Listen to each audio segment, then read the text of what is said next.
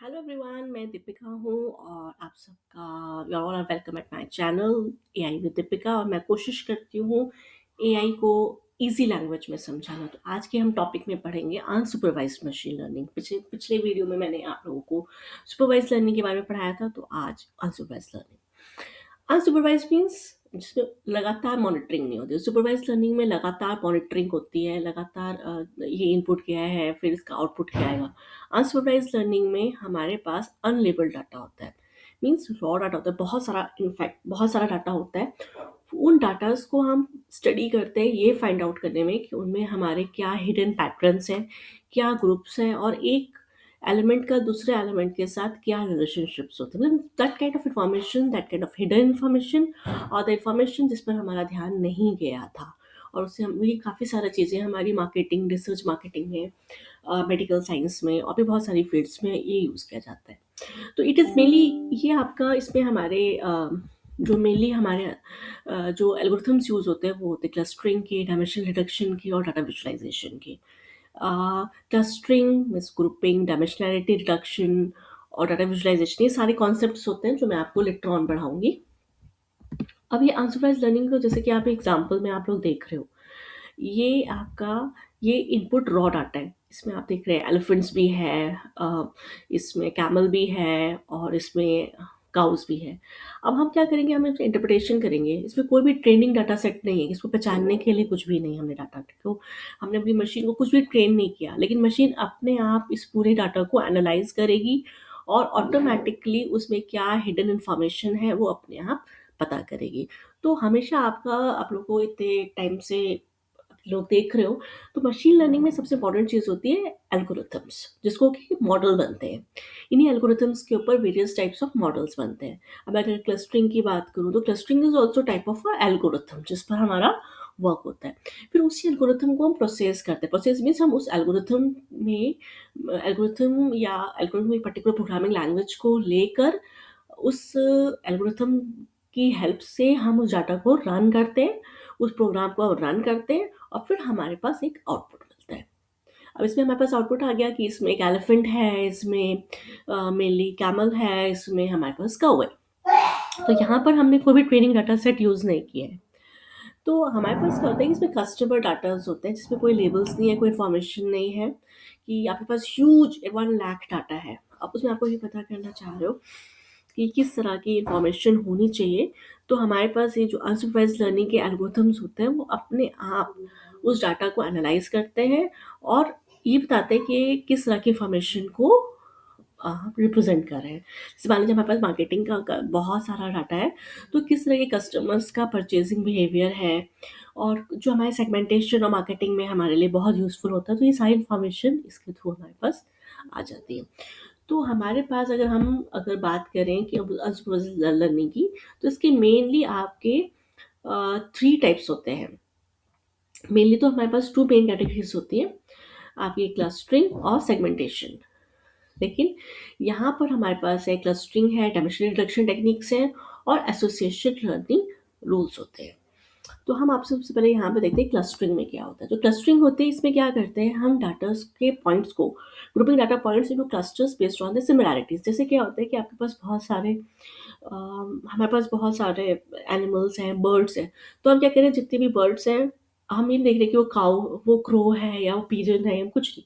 हम सिर्फ ये देख रहे हैं कि उनके पास बीक है, फेदर्स है, उनको हमने एक ग्रुप में रख दिया। उसके बाद फिर हम उसको कैटेगराइज करेंगे। तो हम उनकी सिमिलैरिटीज़ के बेसिस पे हम अलग-अलग क्लासेस में हम उसको ग्रुपिंग कर देते हैं। ये चीज़ होती है क्लस्टरिंग के अंदर। ये जो टेक्निक होती है ये बहुत ही यूज़फुल होती है आइडेंटिफाइंग द पैटर्न्स और डाटा के बीच में रिलेशनशिप्स क्या है, ये हम उसको हम हमारे को एस्टेब्लिश करने में क्लस्टरिंग टेक्निक्स बहुत यूज़ होती हैं। और हमारे क्लस्टरिंग टेक्निक्स में टेक्निक्स कह लीजिए या फिर आप इसको एल्गोरिथम्स कह लीजिए, क्योंकि दीज आर द टेक्निक्स और इन टेक्निक्स के बेसिस पर ही स्पेसिफिक एल्गोरिथम्स बने हुए हैं। अगर आप लोग मशीन लर्निंग टूल्स का यूज़ करोगे, जैसे वीका और भी बहुत सारे होते हैं, तो उसमें ये सारे के सारे एल्गोरिथम्स अवेलेबल होते हैं।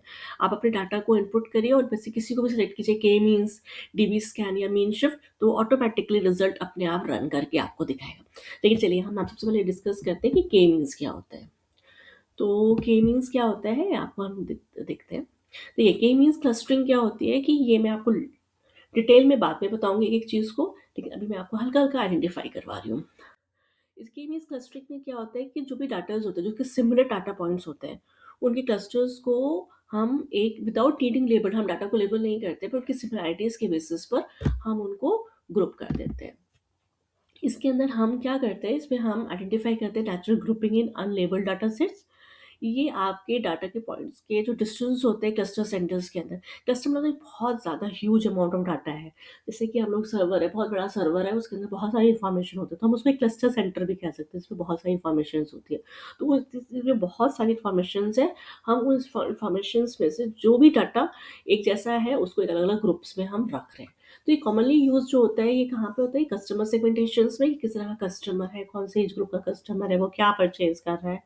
इमेज कंप्रेशन में, इमेज कंप्रेशन में जैसे हम इमेज के साइज़ेज़ को हम रिड्यूस कर रहे हैं, दैट इज़ इमेज कंप्रेशन में। और पैटर्न डिस्कवरी कि क कस्टमर की परचेज़िंग हैबिट्स क्या है, डिज़ीज़ किस तरह के एज ग्रुप में कौन-कौन से डिज़ीज़ हो रहे हैं। तो ये सारे पैटर्न्स को डिस्कवर करने में हमारे को मदद करते हैं।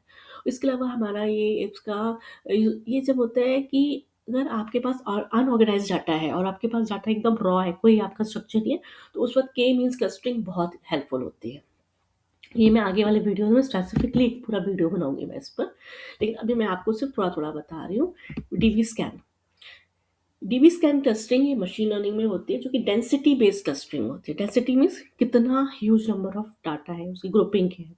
तो इसमें क्या होता है कि data points are closely packed together. इसमें जो भी डाटा पैक पॉइंट्स होते हैं, वो एकदम एक-दूसरे के बहुत पास, मतलब उनको बहुत सिमिलैरिटीज़ के बेसिस पर, उन जो ग्रुप होता है उसके अंदर भी बहुत सारी सिमिलैरिटीज़ होती है, उनके बेसिस पर हम लोग यहाँ पे रखते हैं। तो इसमें क्या होता है, क्लस्टर्स के अंदर बहुत सारे डेंस रीजन्स होते हैं, और मतलब there is a very huge data, मतलब लाइक 1 लाख, 2 लाख, 3 लाख, 1 बिलियन। तो उसके अंदर बहुत ह्यूज नंबर ऑफ डाटाज़ होते हैं, तो उसके अंदर हम उस डाटाज़ को हम सेपरेट करके हाई डेंसिटी से लो डेंसिटी में लेके आते हैं। कि कई बार ऐसा होता है कि हमारे पास डाटाज़ में कई सारी इन्फॉर्मेशन होती है, रिपीटेड इन्फॉर्मेशन है। तो उस रिपीटेड इन्फॉर्मेशन को हटाकर जो इन्फॉर्मेशन सिर्फ़ एक ही बार है, उस सबको हमें एक जगह पे रखना। तो ये जैसे हम लोग कहते हैं कि डेटाबेस मैनेजमेंट सिस्टम में हम लोग रिपीटिशन रिमूव करते हैं नॉर्मलाइज़ेशन में, तो उस तरह का चीज़ें यहाँ पर भी यूज़ की जाती हैं। तो इसके अंदर क्या होता है कि इसमें हायरार्किकल क्लस्टरिंग भी होती है। हायरार्किकल क्लस्टरिंग मीन्स कि जैसे एक कॉलेज का एक कई सारे डिपार्टमेंट्स हैं। तो उसमें एक कंप्यूटर डिपार्टमेंट है, एक मैकेनिकल डिपार्टमेंट है, एक मैनेजमेंट डिपार्टमेंट है। मैं एजुकेशन के हिसाब से बता रही हूँ। एक इंग्लिश डिपार्टमेंट है। तो जौन-जौन से टीचर्स कंप्यूटर साइंस पढ़ाते हैं, उनको हमने कंप्यूटर साइंस के अंदर रखा। जो टीचर्स इंग्लिश पढ़ाते हैं, उनको इंग्लिश डिपार्टमेंट के अंदर रखा। तो that is called hierarchical, that is hierarchical clustering. तो उसके अलावा उनका डिपार्टमेंट हेड कौन है, कितना एक्सपीरियंस है, तो उसके हिसाब से हम लोग रखे जा रहे हैं। तो that is the clusters are compact and spherical. DB scan performs well in handling real world data जितनी भी इरेगुलरिटीज़ होती हैं, कि भई डाटा तो हमारे पास कैसा भी हो सकता है, तो किसी भी फॉर्म में हो सकता है, तो उनके बीच में एक स्पेसिफिक एक स्ट्रक्चर्ड फॉर्मेट में हम रखते हैं, क्योंकि स्ट्रक्चर्ड फॉर्मेट में जब इन्फॉर्मेशन होती है, तो उससे डाटा को एक्सेस करने में हमें आसानी होती है। तो इसके अंदर आर्बिट्री शेप क्लस्टर्स होते हैं, इसमें कोई भी शेप हो सकती है, सर्कुलर या कॉन्वेक्स, मतलब जब आपका मॉडल किसी तरीके का रिजल्ट बना सकता है। नॉइज़ और आउटलायर्स, आउटलायर्स का मतलब ये होता है कि कोई भी चीज़ जो रिपीटेड हो रही है या अननेसेसरी इन्फॉर्मेशन है, हमारे ह्यूज डाटा इकट्ठा किया, तो उसमें कुछ ऐसी इन्फॉर्मेशन भी हो सकती है जो हमारे को चाहिए ही नहीं, तो दैट इज़ कॉल्ड नॉइज़। या आउटलायर्स हो, जो कि कुछ प्रॉब्लम क्रिएट कर रहे हो क्लस्टर बनाने में, तो उन सारी इन्फॉर्मेशंस को हम लोग हटाकर एक जो इन्फॉर्मेशन हमें चाहिए सिर्फ़ हम उसको रखते हैं, फिर हाई टू लो डेंसिटी लेके आते हैं इस तरीके से। Now next thing is mean shift. Mean shift का मतलब क्या होता है? जैसे मीन तो आप समझ ही रहे हैं। ये आपका, जैसे आप लोगों ने स्टैटिस्टिक्स में पढ़ा होगा, मीन, मोड। तो मीन में क्या होता है कि जितने भी डाटाज़ होते हैं उन सबको अ, हम उसके नंबर से डिवाइड करके फिर हम मीन निकाल लेते हैं। और मोड क्या होता है? जो मैक्सिमम वैल्यू होती है, दैट इज़ द थिंग। तो मीन शिफ्ट जो होता है, ये आपके क्लस्टरिंग एल्गोरिथम होते हैं जो अनसुपरवाइज्ड लर्निंग में होते हैं। इसमें जितने भी होते हैं उनकी shifting towards data points to the cluster iteratively, iterative मतलब रिपीटेडली, जो क्लस्टर्स होते हैं वो अगर repeatedly mode is the highest density, मतलब जो सबसे ज़्यादा रिपीटेड पॉइंट आ रहा होता है, डाटा पॉइंट होते हैं जिसकी सबसे ज़्यादा हाई डेंसिटी होती है, सबसे मतलब आपके पास ह्यूज नंबर ऑफ डाटाज है, हमारे पास बहुत सारे एनिमल्स हैं, और सपोज करते हैं कि हमारे इस ग्रुप में काऊ सबसे ज़्यादा है, तो मोड किसका हो गया, काऊ का। तो कौन सी हाई डेंसिटी पॉइंट्स को हम एक तरफ रखते चले जाते हैं। तो ये हमारा एक होता है कॉन्टेक्स्ट ऑफ मीन शिफ्ट, अगर हम मीन शिफ्ट की बात करें तो ऐसा इसके अलावा मोड सीकिंग एल्गोरिथम्स होते हैं, इसमें ऑटोमेटिकली मोड जो कौन सी चीज़ ऐसी है जो सबसे ज़्यादा है, कौन सा सबसे कम है, ये सारा चीज़ें सब निकालने के लिए हम लोग मशीन लर्निंग में मीन शिफ्ट क्लस्टरिंग का यूज़ करते हैं। अब आ जाते हैं हम नेक्स्ट पॉइंट पर। ये तो हमारी क्लस्टरिंग। अब हम आते हैं आपकी डायमेंशनली रिडक्शन टेक्निक्स पर। डायमेंशनली रिडक्शन क्या कहते हैं, ये नंबर reduce the number of features by preserving model. हम लोग क्या करते हैं कि हमारे पास इसमें जैसे सपोज कीजिए कि हमारे पास स्टूडेंट है, तो हम स्टूडेंट का जब हम एडमिशन लेते हैं तो हम उसका उसका नाम, उसका उसको एक स्पेसिफिक रोल नंबर देते हैं। उसके बाद हम उसका एड्रेस पता करते हैं, उसके फादर नेम, उसके पिछले रिकॉर्ड्स में कितने मार्क्स थे, और ये सारी वो पिछले कहाँ से उसने स्कूलिंग करी, लॉट ऑफ इन्फॉर्मेशन हम रखते हैं, ईमेल्स वगैरह।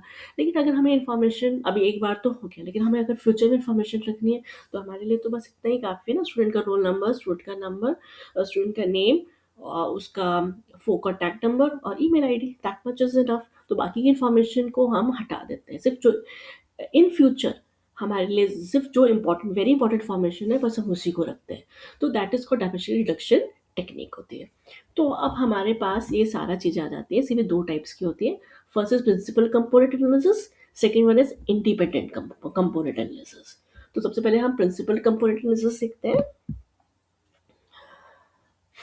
देखिए, प्रिंसिपल कंपोनेंट एनालिसिस को हम पीसीए भी कहते हैं। इसके अंदर क्या करते हैं कि हम number of features in data set में देखते हैं कि भाई एक डाटा सेट हो गया, डाटा सेट में से एक टेबल है, जैसे सपोज कीजिए एक टेबल है एम्प्लॉय, तो एम्प्लॉय के डाटा सेट्स के फीचर्स क्या हो गए, एम्प्लॉय नाम, employee number, employee name, employee contact number, address, email ID, तो ये सब उसके फीचर्स हो गए। तो हम इसमें देखते हैं कि इसके अंदर जो पूरा टेबल है उसमें कौन कौन से फीचर्स हैं जो वेरी इंपॉर्टेंट है, कौन से फीचर्स हैं जो इतने इंपॉर्टेंट नहीं है, मतलब इसको हम अगर इन फ्यूचर करें तो उनको हम हटा भी सकते हैं। तो it changes complex data sets transforming, इसमें हम correlated features into smaller set of uncorrelated components में। तो हम क्या करते हैं कि जिसमें मल्टीपल कलर्स, इसमें हम देख रहे हैं, तो उन्होंने बता रखा है कि इसमें बहुत सारे कलर्स हैं जो आपस में मैच कर रहे हैं। तो स्पेसिफिकली हमने सिर्फ डोमिनेंट कलर्स जो हैं इसमें ऑरेंज, ग्रीन और ब्लू, उसको एक तरफ कर दिया। तो इस तरीके से हम लोग इस टेक्निक, इस टाइप से चीज़ों को यूज़ करके हम बहुत इंपॉर्टेंट में से जो सबसे इम्पॉर्टेंट इन्फॉर्मेशन है बस उसी को लेकर एक अलग डाटा सेट बना देते हैं। तो ये तो पीसीए का काम हो गया। अब है independent component analysis. Independent component analysis machine learning में वो टेक्निक होती है जो कि मिक्स सिग्नल्स को इनटू द इंडिपेंडेंट, जिसमें कुछ ऐसे सिग्नल्स जिसमें वो मिक्स्ड हो, उनको हम एक गुसाइन कंपोनेंट्स होता है जो आपने मैथमेटिक्स में आप लोगों ने फंक्शंस यूज़ किए होंगे, नॉन गुसाइन गुसाइन कंपोनेंट्स, ये आपके मैथमेटिक्स में होते हैं अलजेब्रा में। तो वही वाला जो फीचर्स होते हैं वो बिल्कुल उसी मैथमेटिक्स, एक्चुअली क्या होता है कि मशीन लर्निंग के जितने भी एल्गोरिथम्स होते हैं उनमें मैथमेटिक्स का भी बहुत यूज़ होता है, क्योंकि यू आर डूइंग इंजीनियरिंग। तो आप लोग जब इंजीनियरिंग कर रहे होते हो तो आप डेफिनेटली मैथमेटिक्स इसलिए इंपॉर्टेंट होती है। तो इसमें बहुत सारे आपके फंक्शंस होते हैं जो कि हम स्टूडेंट्स को पूरा सिखाया जाता है। तो इसमें स्टैटिस्टिकल इंडिपेंडेंस जो होती है, इसमें पता क्या जाता है कि डाटा दैट मैक्सिमाइजेस स्टैटिस्टिकल इंडिपेंडेंस, मतलब जो किसी एक ऐसा इंफॉर्मेशन, एक ऐसा फीचर जो दूसरों पर निर्भर नहीं है, तो उन सब चीज़ों को लाइक इसमें ICA widely use in fields like audio, image processing, biomedical signal analysis में, इन सब चीज़ों में हमारा ये काफ़ी डिटेल में यूज़ किया जाता है। इसमें स्टैटिस्टिक्स के ही यूज़ होता है, क्योंकि मशीन लर्निंग में काफ़ी हद तक जितने भी डायग्राम्स आते हैं वो स्टैटिस्टिक के फॉर्मेट में ही आते हैं, बहुत सारे डायग्राम्स होते हैं तो वो आपके फॉर्मेट होता है। तो ये भी एक स्टैटिस्टिकल इंडिपेंडेंस कॉन्सेप्ट होता है। तो इसके अंदर हम मैथमेटिकली हम इसके joint probability of X and Y, probability of X and Y, तो ये इस तरीके के हम फंक्शंस को हम यूज़ करते हैं, प्रोबेबिलिटी यूज़ करते हैं, हम इसके अंदर हम लोग इसमें स्टैटिस्टिक्स का यूज़ करते हैं, हम इसमें नॉन गॉसियन कंपोनेंट्स का यूज़ करके हम इसके अंदर एक इंडिपेंडेंट कंपोनेंट एनालिसिस का फाइंड आउट करते हैं। तो अभी ये हो गया ये सारी चीज़ें।